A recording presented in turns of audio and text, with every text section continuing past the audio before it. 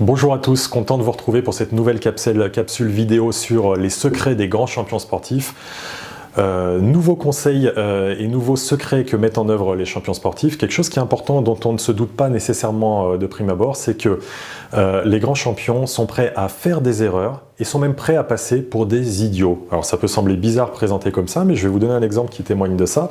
Wayne Gretzky, qui était la plus grande star de l'histoire du hockey sur glace, eh figurez-vous qu'à l'entraînement, parfois, sur des choses qui pouvaient sembler anodines vues de l'extérieur de la patinoire, il pouvait tomber alors qu'il était en train de patiner sur la glace. Ça semble incongru, ça semble étonnant.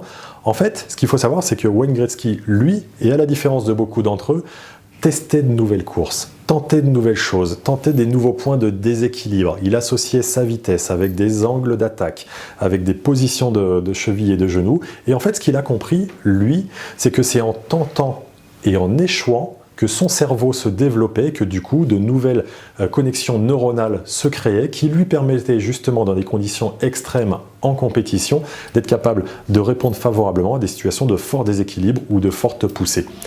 Faire des tentatives étranges, faire des tentatives risquées dans un autre contexte que notre situation de confort, c'est quelque chose qui est essentiel et qui fait que les plus grands champions, puisque c'est bien d'eux dont on parle, arrivent justement à se mettre en fort inconfort par rapport aux standards de la compétition de haut niveau pour arriver justement à sublimer ce qui est attendu d'eux.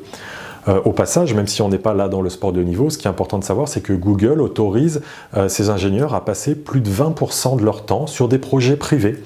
Et pourquoi cela? Parce que justement, ces ingénieurs, lorsqu'ils vont travailler sur des projets privés, seront davantage enclins à tenter des choses, à prendre des risques, puisqu'ils vont se dire « bon, si je me plante, c'est pas si grave, j'aurai pas ma hiérarchie au-dessus, je mettrai pas en difficulté les grands projets Google ».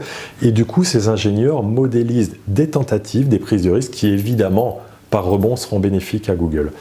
L'idée, c'est donc bien d'encourager les tentatives et pour ce qui est de vous-même, d'encourager vos propres tentatives, de réinterpréter les erreurs que vous faites et que ces grands champions font lorsqu'ils essayent justement de se mettre en situation de fort déséquilibre pour que ces erreurs deviennent des verdicts qui constitueront à leur tour des sources d'informations qui elles-mêmes permettront que par la suite, ces erreurs ne pourront pas être reproduites dans des conditions de grande difficulté. En synthèse, donc, ce qui est très important, c'est d'encourager les tentatives. Encourager les tentatives dans différents types de champs.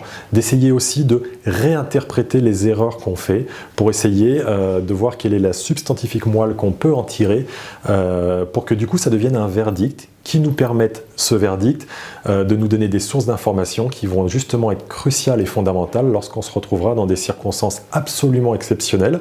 Mais c'est ces circonstances-là qui font que les tout meilleurs battent les très bons.